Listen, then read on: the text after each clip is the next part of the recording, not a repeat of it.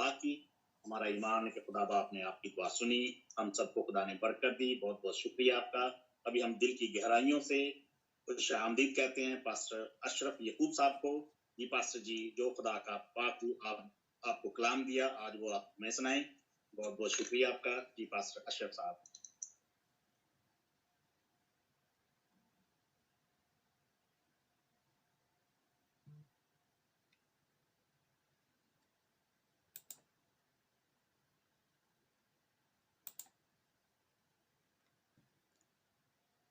जी भाई साहब, माइक बंद है, माइक खोल लें। माइक बंद है आपका जी। Yes, it's open now. Sorry, I am sorry. अब खुल गया? Yes sir. Okay, thank you very much once again. ये बड़े शर्फ की बात होती है जो बाप अपने ईमानदार भाइयों से मुखातब होते हैं। यकीनन मुझे इस दिन का इंतजार रहता है। जब से मैंने आपके साथ ज्वाइन करने शुरू किया है, मुझे इसका इंतजार रहता है कि कब संडे आएगा और मैं आप लोगों से बातचीत करूंगा। हफ्ते के दौरान कॉलेज में पढ़ाना, बच्चों को सिखाना, बाइबल से वाबस्तगी, ये तमाम मुझे इस बात की तरफ कायल करती हैं कि मुझे अपने भाइयों से रफाकत रखने की ज़रूरत है। मसीह की कुर्बानी की कदर मेरे भाइयों की मोहब्बत में पशीदा है। अगर मैं अपने भाइयों से मोहब्बत नहीं करता या मुझ में वो मोहब्बत नहीं पाई जाती तो फिर मसीह की कुर्बानी मेरे लिए नहीं है। मसीह की कुर्बानी हमें यकजा करती है, इत्तेहाद हम में पैदा करती है। और अगले आने वाले हफ्ते में हम शायरबानी की तरफ बढ़ने जा रहे हैं, तो ये ज़रूरी है कि हम ये सीखें कि मुझे किस तरह अपने आप को तैयार करना है इस शायरबानी के लिए।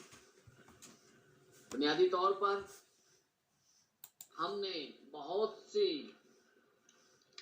शायरबानी तरह तरह की हमने देखी है और मुझे यकीन है कि आपने भी देखा है कि किस तरह लोग शायरबानी करते हैं। लेकिन सबसे अहम चीज़ क्या है? जो पास्टर अशरफ कहता है वो ज़्यादा ज़रूरी नहीं है, जो पास्टर लतीफ़ कहते हैं या पास्टर नथानिएल या कोई और कहता है वो ज़्यादा ज़रूरी नहीं है।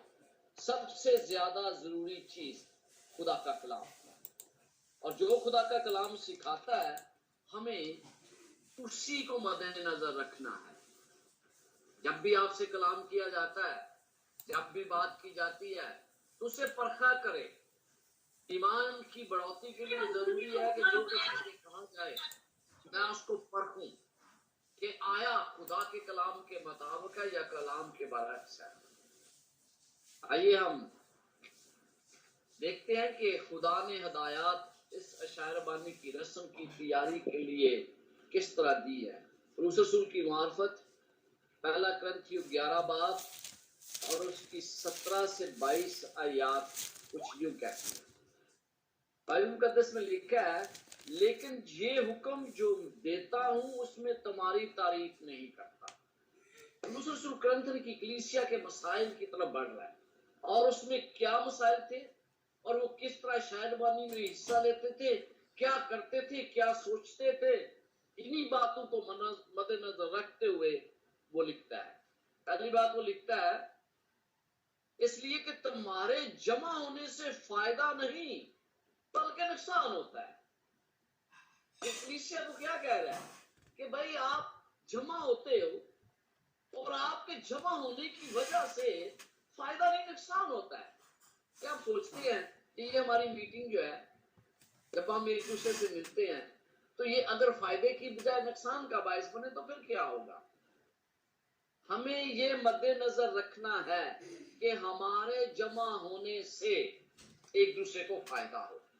इसीलिए वो नतबी करता है, क्योंकि अव्वल तो मैं ये सुनता हूं कि जिस वक्त तुम्हारी कलीसिया जमा होती है तो तुम में तफरके होते हैं, और मैं किसी हद तक इसका यकीन भी करता हूं।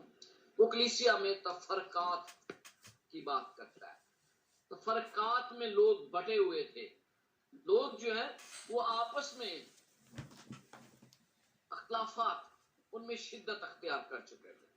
کوئی کہتا ہے میں اپالوس کا ہوں، وہ لکھتے ہوئے نے پہلا کرنتھیوں پہلے باب میں وہ شروع میں ہی یہ بات بیان کرتا ہے. کہتا ہے کہ کوئی کہتا ہے میں اپالوس کا ہوں، کوئی کہتا ہے میں اپولوس کا ہوں، کوئی کہتا ہے میں مسیح کا ہوں. کیا مسیح بٹ گیا؟ مسیح ایک ہے. پھر ان میں ایک اور بات بھی تھی، وہ روحانی نعمتوں کے بارے میں کہ یہ بڑی نعمت ہے، یہ چھوٹی نعمت ہے، یہ اس کو خدا نے زیادہ توڑے دیے ہیں، اس کو کم دیے ہیں. تو میرے بھائی اور بہنوں، روحانی نعمتیں جو ہیں وہ اس کا دینے والا خدا ہے. آپ پہلا کرنتھیوں 12 سے 14 باب میں اس کی بڑی تفصیلات لکھی ہیں، وہ پڑھ سکتے ہیں. تو خدا جو نعمتیں دیتا ہے وہ مجھے اس قدر نہیں بناتی کہ میں بڑا ہوں.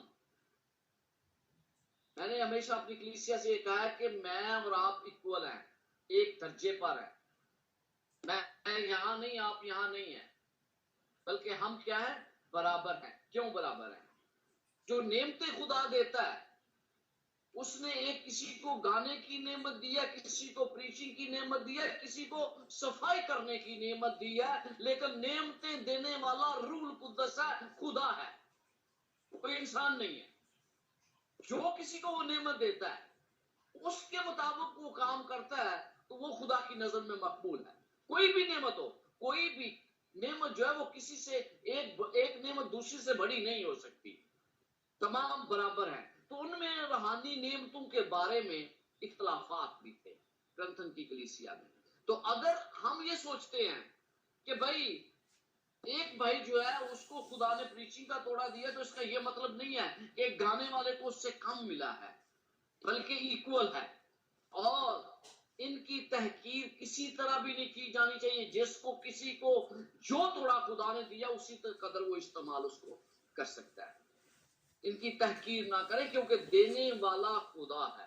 اور اگر میں ان کی تحقیر کرتا ہوں تو پھر خدا مجھ سے راضی نہیں ہے. میں سخت الفاظ اس کے لیے استعمال نہیں کرنا چاہتا. پھر تیسری بات، ان میں درجہ بندی تھی.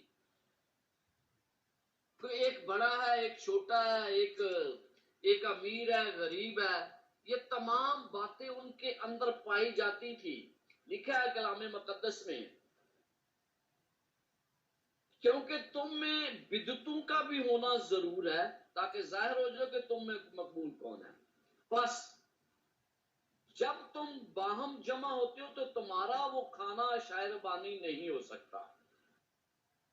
یہ دونوں، وہ لوگ جو ہے وہ شاعر بانی اور دوسرے کھانے کو مکس اپ کیا کرتے تھے، وہ ایک ہی سمجھتے تھے. کہتا ہے کہ ایسا نہیں ہونا چاہیے، کیونکہ کھانے کے وقت ہر شخص دوسرے سے پہلا اپنا اشارہ کھا لیتا ہے اور کوئی تو بھوکا رہتا ہے اور کسی کو نشہ ہو جاتا ہے. کیا تھا؟ کرنتھن کی کلیسیا میں امیر لوگوں کا ایک گروہ ہوتا تھا.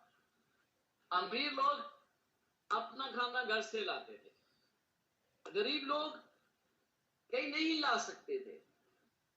تو وہ امیر لوگ جو تھے وہ اپنا ایک گروہ رکھتے تھے، اپنا ایک حلقہ و عوام ان کا تھا.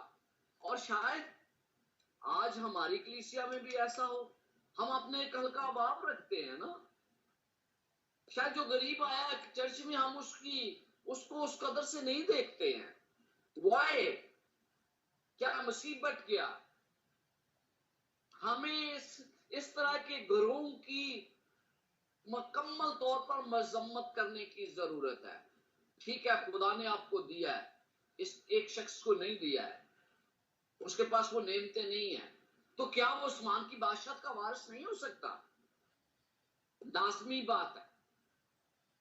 اور پھر ہم دیکھتے ہیں کہ وہ کہتا ہے کہ تم غریبوں کی پرواہ نہیں کرتے، تم خود ایک گروہ بنایا ہوا ہے، اس میں آپ رہتے ہو، اسی کے اندر آپ کا کھانا پینا ہے، اسی کے اندر آپ کی گفتگو ہے.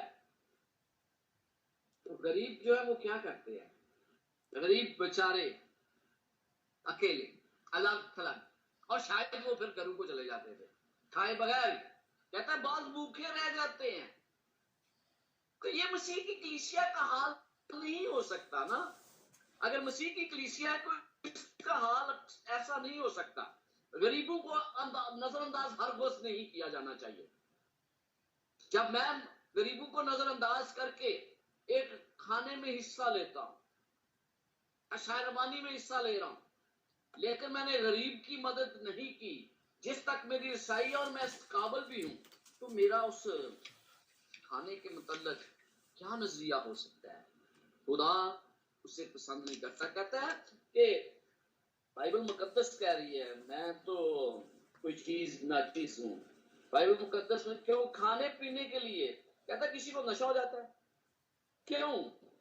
کھانے پینے کے لیے تمہارے گھر نہیں؟ کہتا ہے اگر آپ نے کھانا ہی ہے تو گھروں میں بیٹھ کے کھایا کرو. یہاں پر لا کے تو آپ لوگوں کو یہ احساس دلاتے ہیں کہ وہ کتنی غربت کا شکار ہے، تو کلیسیا کو ناچیز دے اور لوگوں کو شرمندہ کرتے ہیں. اگر آپ کے پاس کوئی چیز ہے نا تو پھر آپ اپنے گھر میں نمائشی طور پر نہیں. میں جب چھوٹا تھا تو میری والدہ مجھے کہا کرتی تھی کوئی چیز بھی اچھی ہوتی تو میں گلی میں لے کے جانا پسند کرتا تھا اپنے دوستوں کے ساتھ کھاؤں جا کے. تو میری ماں کہتی تھی کہ نہیں بیٹا باہر نہیں لے کے جاتے. تو مجھے بات سمجھ نہیں آئی. شیر تو لوگوں کے ساتھ کم کرتا تھا، کھانا تو میں نہیں ہوتا تھا، لیکن وہ میری ماں مجھے منع کرتی تھی کہ باہر نہیں کھانا، اندر بیٹھ کے کھانا ہے جو کچھ کھانا ہے. اس کی وجہ کیا تھی؟ بعد میں مجھے سمجھ آئی کہ میری والدہ یہ کیوں کہا کرتی تھی. اس نے کہا کسی اور کی دل آزاری نہ ہو، شاید ان کے پاس نہ ہو. تو کئی دفعہ ہم شاید دوسروں کو نظر انداز کرتے ہیں اور پھر انہیں شرمندہ کرتے ہیں. میں تم سے کیا کہوں، کیا اس بات میں تمہاری تعریف کروں؟ کہتا میں تمہاری تعریف نہیں کرتا. اس طرح کی باتیں اس کلیسیا کے اندر موجود تھی. اور جب ہم پتہ ہے کئی دفعہ ہم معاشرے میں درجہ بندی کو بڑی اہم ترین سمجھتے ہیں، غریب بہن بھائیوں سے دور رہتے ہیں. یہ ایک بد اخلاقی ہے اور یہ مسیحیت اتحاد کے لیے سب سے بڑی رکاوٹ ہے، درجہ بندی. آپ کو پتا ہے پولس رسول نے پطرس کو ایک دفعہ اس کے بارے میں جھڑکا تھا، اور وہ کیا تھا؟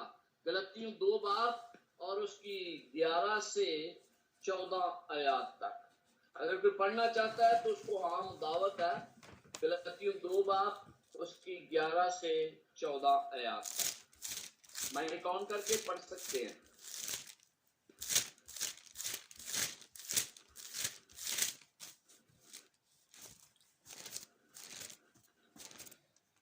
اوکے شاید آپ جی اگر کوئی نہیں ہے، میں اصل میں انتظار کر رہا تھا کہ اگر کوئی پڑھنا چاہے تو میں پڑھتا ہوں. بھائی صاحب غلطیوں کا خط اس کا 2 باب آیت کون سی؟ 11 سے 14 آیت. 11 سے 14. اوکے. اور باقی 11 سے غلطیوں 2 باب 11 آیت سے 14 تک. لیکن جب کیفا انطاکیہ میں آیا تو میں نے روبرو ہو کر اس کی مخالفت کی، کیونکہ وہ ملامت کے لائق تھا، اس لیے کہ یعقوب کی طرف سے چند شخصوں کے آنے سے پہلے وہ غیر قوم والوں کے ساتھ کھایا کرتا تھا. مگر جب وہ آ گئے تو مختونوں سے ڈر کر باز رہا اور کنارہ کیا. اور باقی یہودیوں نے بھی اس کے ساتھ ہو کر ریاکاری کی، یہاں تک کہ برناباس بھی اس کے ساتھ ریاکاری میں پڑ گیا. 14 آیت میں لکھا ہے جب میں نے دیکھا کہ وہ خوشخبری کی سچائی کے موافق سیدھی چال نہیں چلتے تو میں نے سب کے سامنے کیفا سے کہا کہ جب تو باوجود یہودی ہونے کی غیر قوموں کی طرح زندگی گزارتا ہے نہ کہ یہودیوں کی طرح، تو غیر قوموں کو یہودیوں کی طرح چلنے پر کیوں مجبور کرتا ہے؟ آمین. تھینک یو، بہت بہت مہربانی. آپ دیکھا یہاں پر کیفا کون ہے؟ کیفا بنیادی طور پر پطرس کا نام ہی ہے. وہ انطاکیہ میں آیا اور پہلے تو وہ کیا کرتا تھا؟ غیر قوم والوں کے ساتھ کھاتا پیتا تھا. لیکن جب بڑے لوگ آگے، بڑے آفیسر آئے یہاں یعقوب کی طرف سے، یعقوب اس وقت کلیسیا کا سربراہ تھا اور یروشلم میں تھا، اور یروشلم غیر قوموں کے ساتھ کھانا کھاتا تھا، مگر جب وہ نامختونوں کے ڈر سے، ان کے ڈر سے باز رہا اور کنارہ کیا، بتانا یہ چاہتا تھا کہ میں بڑا اچھا یہودی ہوں، میں غیر قوموں کے ساتھ نہیں کھاتا ہوں. اور پھر وہ یہ کہ پطرس یا پولس رسول کیا کہتے ہیں، یہ ریاکاری ہے. ریاکاری کیا ہوتی ہے؟ کہ میں اپنے آپ کو وہ شو کروں جو میں ہے نہیں، میں وہ بننے کی کوشش کروں، یعنی کہ اداکاری کرنا. تو یہ اداکاری کر رہا تھا، اور یہ اس کہتے ہیں سیدھی چال نہیں تھی اس کی. اور برناباس جو خدا کا ایک اور خادم تھا وہ بھی اس میں پڑ گیا اور اس نے اس کی ملامت کی.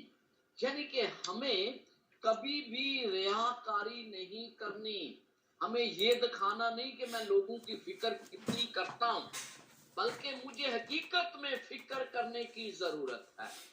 ہمیں یسوع مسیح کے وہ الفاظ نہیں بھولنے چاہیے کہ ہمیں ایک دوسرے سے محبت کرنے کی ضرورت ہے، اور خدا محبت ہے. تو جب ہم ان چیزوں کو دیکھتے ہیں تو پھر ہمارے لیے ضروری ہے کہ ہم اچھی طرح سمجھیں. کیوں ہم اچھی طرح سمجھیں؟ آپ کو پتا ہے کہ کلیسیا کو ایک بدن کہا گیا ہے، اور اگر ہم بدن ہیں ایک، تو آپ کو پتہ ہونا چاہیے کہ بدن کا ایک اعضاء جو وہ دوسرے سے الگ کیسے ہو سکتا ہے. جب ایک کو تکلیف ہوتی ہے تو دوسرا اس کی تکلیف کو محسوس کرتا ہے. تو کلیسیا کے اندر بھی ایسا ہی ہونا چاہیے. آپ کو اگر میرا ہاتھ کٹا، انگلی کٹے، آپ کو پتا ہے کہ اس میں سے بلڈ آئے گا، اور ہم جلدی سے اس کو دباتے ہیں کہ بلڈ نہ نکلے گا، زور سے دباتے ہیں اور پھر خون رک جاتا ہے. لیکن آپ کو یہ بھی پتا ہونا چاہیے، جو آپ میڈیکل پیشے سے تعلق رکھتے ہیں ان کو پتا ہے کہ بھئی جب آپ اس کو نہ بھی دبائیں پھر بھی خون رک جائے گا. اس کی وجہ کیا ہے؟ اس کی وجہ یہ ہے کہ جسم کے دوسرے اعضاء مدد کرتے ہیں تاکہ یہ اعضاء جو ہے اس کو نقصان نہ پہنچے، کیونکہ وہ جانتے ہیں کہ ہماری زندگی ایک دوسرے کے ساتھ وابستہ ہے، ایک اعضاء کی زندگی دوسرے کے ساتھ وابستہ ہے. بائبل مقدس میں لکھا ہے کیونکہ جس طرح بدن ایک ہے اور اس کے اعضاء بہت سے ہیں، اور بدن کے سب اعضاء وہ بہت سے ہیں مگر باہم مل کر ایک ہی بدن ہے، اسی طرح مسیح بھی ہے. تو ہم سب مسیح کا بدن ہیں، اور جب ہم مسیح کا بدن ہیں تو آپ اندازہ لگا سکتے ہیں کہ پولس رسول جب انہیں لکھ رہا ہے تو وہ کتنی طیش میں تھا، کتنا غصے میں تھا. کہتا ہے میں تمہاری اس تعریف نہیں کرتا کیونکہ تم مسیح کے بدن کے حصہ نہیں بن سکتے جب تک تم میں محبت نہیں ہے. تو کیا میں مسیح کا بدن ہوں؟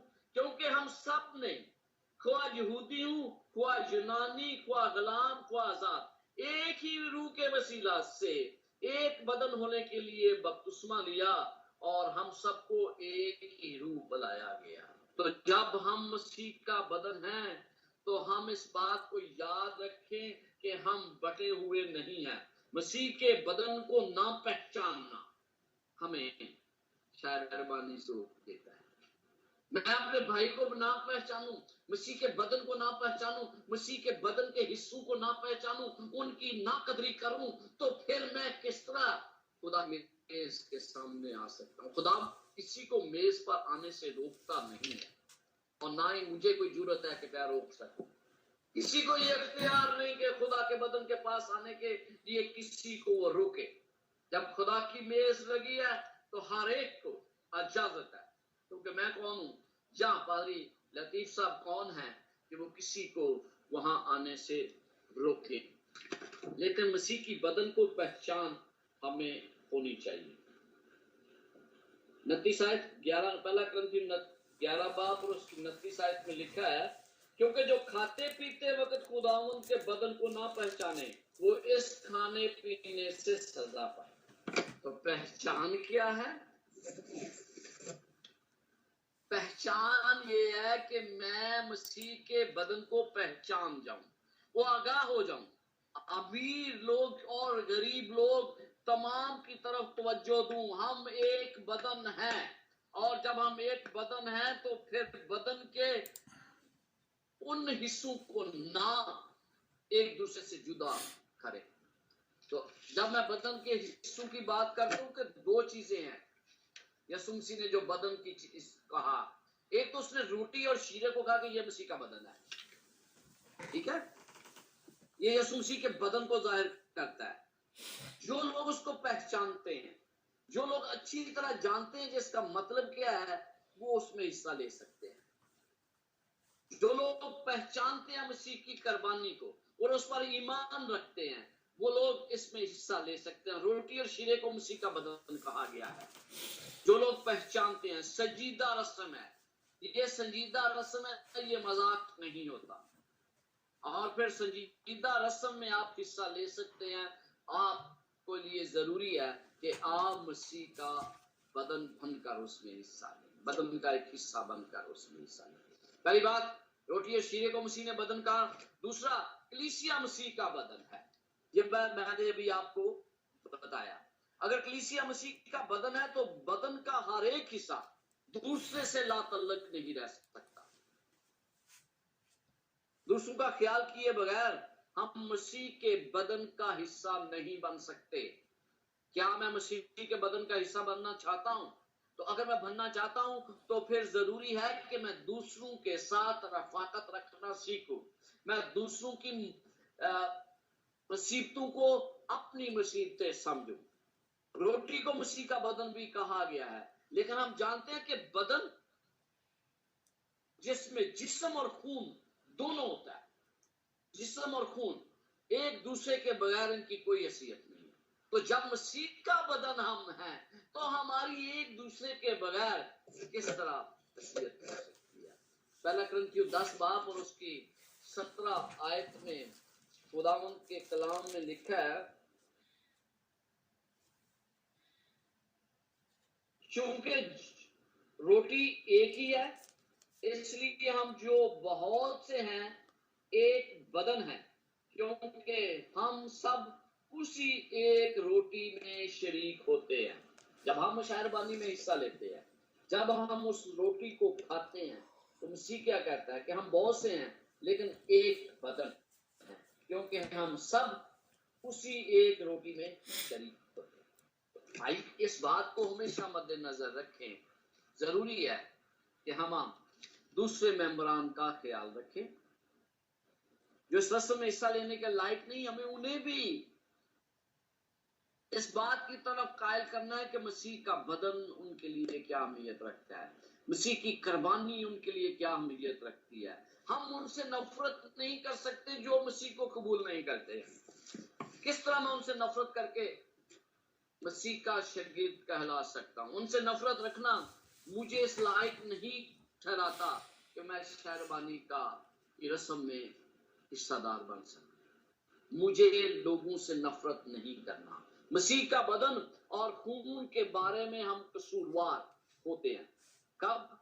जब हम अकेले, अलग थलग, रफाकत के बगैर, दूसरों का ख्याल रखे बगैर हम उस शायरबानी में अकेले करते हैं। तो ये नामनासिब तौर पर हम इसको मुनासिब तौर पर ये चाहते हैं कि हम इसको मुनासिब तौर पर इसके साथ हिस्सा लिया करें। फिर लिखा है, अकेले खाना, दूसरों का ख्याल ना रखना, कलीसिया के साथ मिलकर खाना जो है वो जरूरी है। जब हम शायरबानी में हिस्सा लेंगे तो मैं ये चाहता हूं कि हम सब मिलकर उस शायरबानी को लें, उस अशा को लें। खुदा की मेज पाक है और उसमें संजीदगी से हमें हिस्सा लेने की जरूरत है। एक और चीज याद रखनी है आपको, और वो ये है कि अगर मैं जानबूझकर गुनाह का मुर्तकब है, बार बार किसी गुनाह को दोहराता हूं, फिर शायरबानी में हिस्सा लेते हैं, तो हम गुनाह का इकरार किए बगैर उसमें शामिल नहीं हो सकते। मुझे अपने गुनाह का इकरार करना और उनसे खुदा के लिए माफी मांगनी है, और फिर मुझे खुदा के पास आना है। ये वो रस्म है जिसका खुदा ने कहा कि ये करनी है जब कभी तुम اور پھر لکھا ہے عبرانیوں کے خط میں کہ جب اس کی آمد کو قریب دیکھتے تو اور زیادہ اکٹھے ہوا، اور اکٹھے مشیت کا ہونے کا مطلب یہ ہے کہ اشعیا ربانی میں حصہ لیا کرو۔ ہم گناہ کا اقرار کیے بغیر جب اس میں حصہ لیتے ہیں تو ہم اس کے گناہگار ٹھہرتے ہیں۔ ہم پھر کیا کرنا چاہیے؟ ہم پھر خدا کے لیے نئی زندگی کو حاصل نہیں کرتے۔ پرانے عہد نامے میں کہن جو ہیں، سردار کہن یا دوسرے کہن، خدا کی پاک چیزوں کو غلط استعمال کرنے سے انہیں منع کیا گیا تھا۔ مکمل طور پر خدا نے کہا کہ آپ انہیں کسی طور پر دوسرے کاموں کے لیے استعمال نہیں کر سکتے، اور یہ اشعیا ربانی کی رسم جو ہے یہ پاک ہے، اور جب یہ پاک ہے تو ضروری ہے کہ میں اس کو پاک سمجھوں، اور جب میں پاک سمجھوں گا تو پھر میں اس کی قدر بھی کروں گا۔ ملاکی 1 اور اس کی 7 آیت میں خدا کے کلام میں ان لوگوں کو لیے لکھا گیا، تم میرے مذبح پر ناپاک روٹی گزرانتے ہو اور کہتے ہو کہ ہم نے کس بات میں تیری توہین کی؟ اسی میں جو کہتے ہو خدا ان کی میز حقیر ہے۔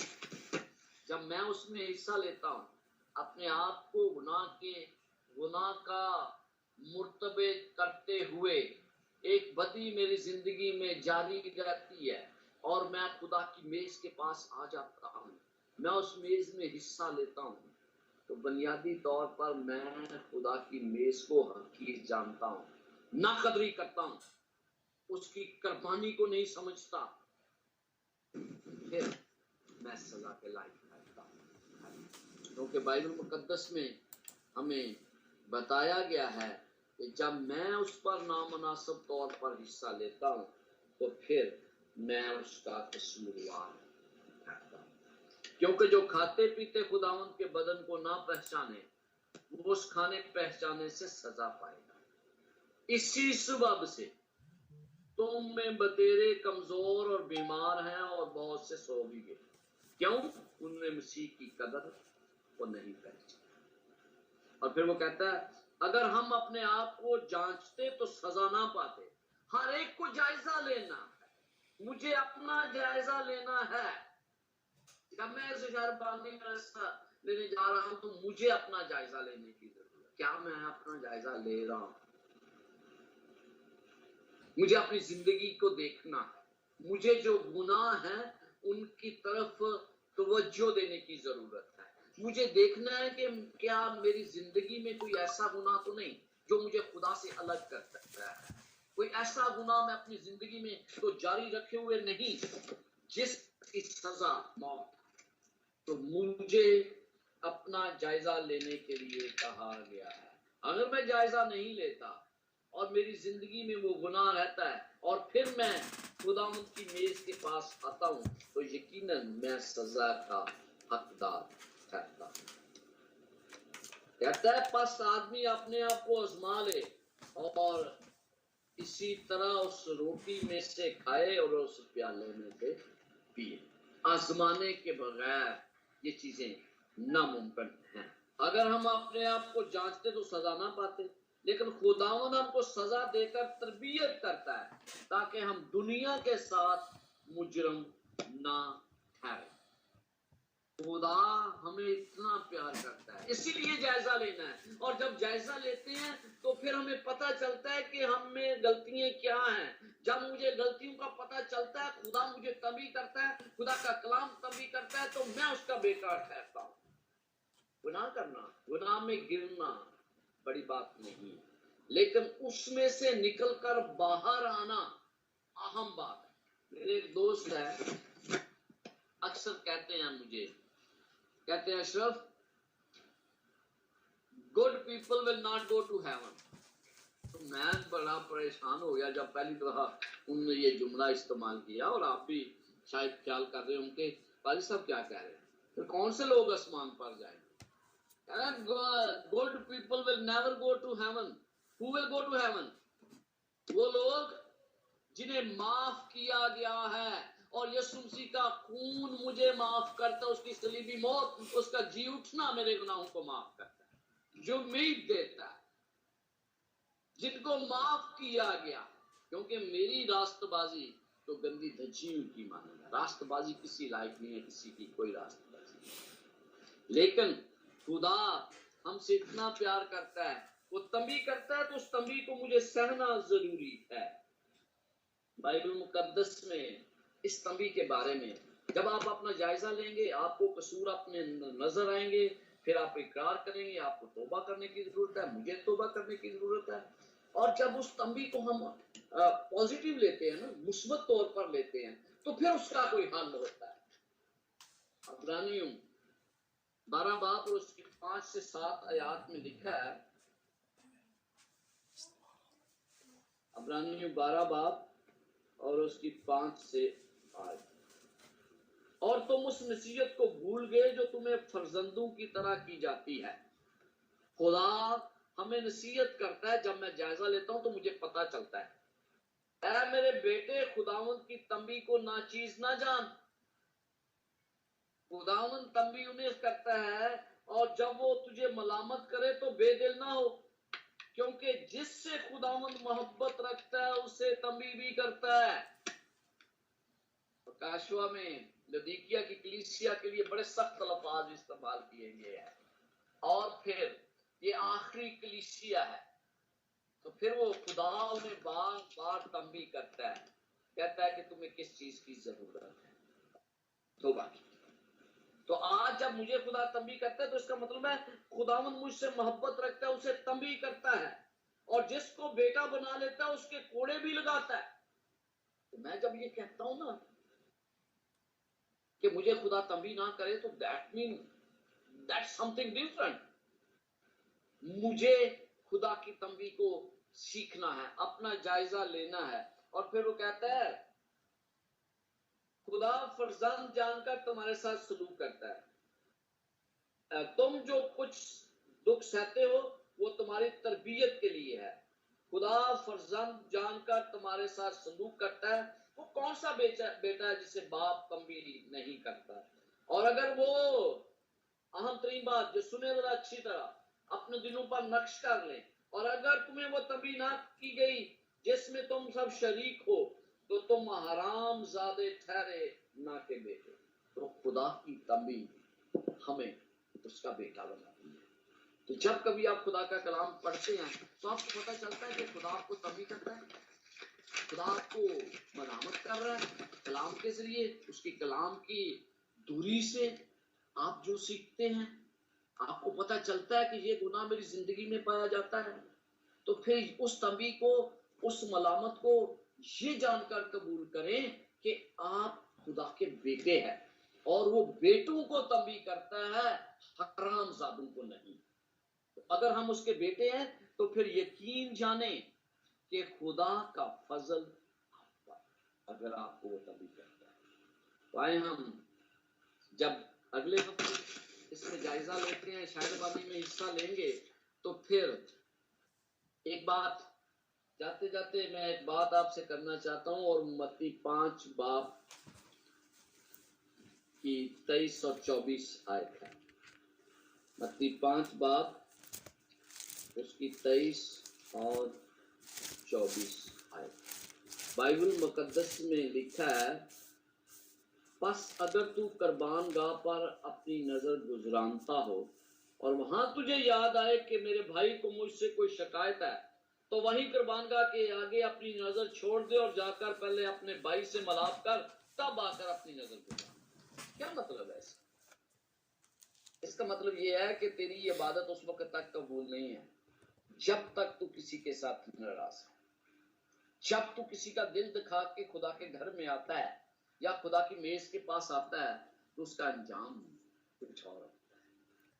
یعنی کہ مجھے اپنے بھائی سے پہلے صلح کرنی ہے, اور جب میں اس سے صلح کر لوں گا تو پھر یقیناً خدا میری بات کو سننے کے لیے تیار. کہہ لے چھوڑ دے قربانی, اس عبادت کو چھوڑ دے, پہلے جا کر اس کو اس کے ساتھ صلح کر دے.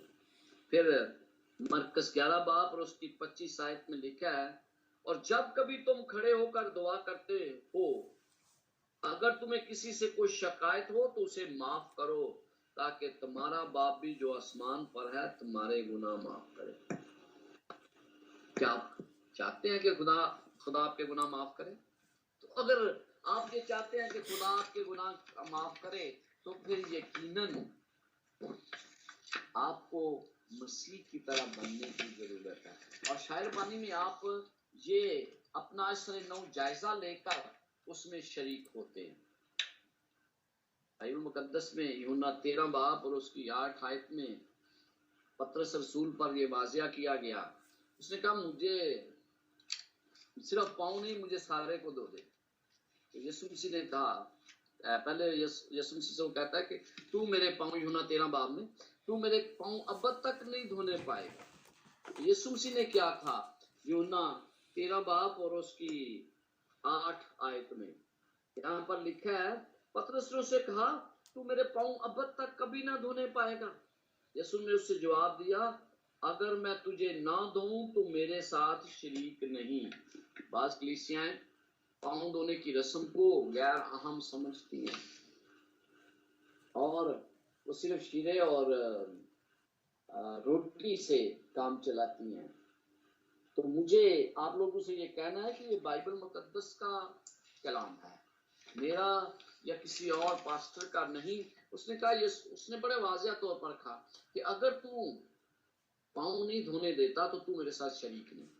تو آئیں اس بات کو مد نظر رکھیں کہ مجھے پاؤں دھونے کی رسم ہم نیکسٹ ویک میں الگ سے کریں گے، اور اس کی ترتیب کچھ یوں ہوگی کہ ہم شاعر بانی میں حصہ لیتے وقت آپ سب اپنے کیمراز آن رکھیں گے، اور آپ کو پتہ، مجھے پتہ ہے کہ آپ میں سے بعض لوگ یا میں بھی کبھی کبھی ایسا کرتا ہوں کہ آپ صرف سنتے ہیں، لیکن ایک بات یاد رکھیں کہ جب آپ عبادت میں شریک ہیں تو پھر آپ کو بڑا مستعد ہو کر بیٹھنے کی ضرورت ہوتی ہے۔ یہ نہیں کہ آپ لیٹے ہوئے ہیں اور شاعر بانی میں حصہ لے رہے ہیں، یہ سنجیدہ رسم ہے۔ پہلی بات یہ ہے کہ جب آپ کا اگلے ہفتے آئیں گے تو آپ نے 5 باتوں کو اپنے ذہن میں رکھنا ہے۔ پہلی بات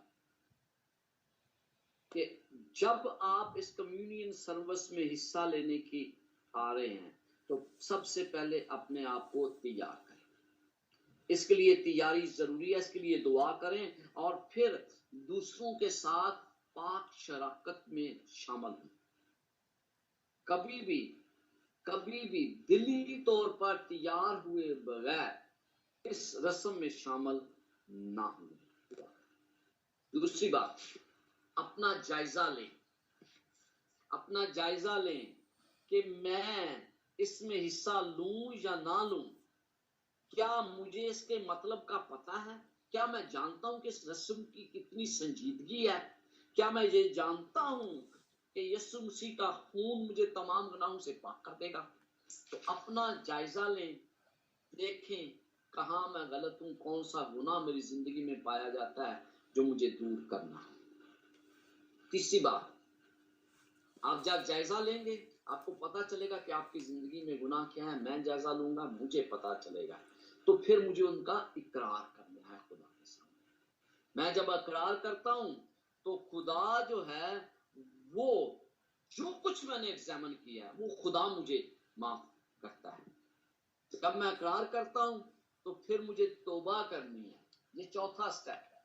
جب میں توبہ کر لیتا ہوں تو خدا مکمل طور پر ختم ہو جاتا ہے، اور میں یہ توبہ کرتا ہوں کہ آئندہ میں یہ نہیں کروں گا۔ اور پھر 5ویں بات ہے کہ خدا کی اس معافی کو قبول بھی کرنا ہے کہ خدا نے مجھے معاف کر دیا ہے، آئندہ میں اس گناہ کو نہیں دہراؤں گا۔ تو یہ چند باتیں ہیں جو ہمیں یاد رکھنی ہیں، اور آنے والے ہفتے میں جب آپ اس کمیونین سروس میں حصہ لیں گے تو یقیناً خدا ہمیں برکت دے گا۔ اپنے آپ تیاری کریں، ہر روز خدا سے دعا کریں، اپنا جائزہ لیں، خدا سے اپنے گناہوں کا اقرار کریں، اپنے بہن بھائیوں سے، اپنے عزیز و اقارب سے گناہوں کا اقرار کریں، اور پھر خداوند کے آگے حاضر ہوں اور پھر دیکھیں خداوند آپ کے لیے کیا کچھ سر انجام دے سکتا ہے. خداوند آپ کے ساتھ ہو اور آپ کو برکت دے. آمین.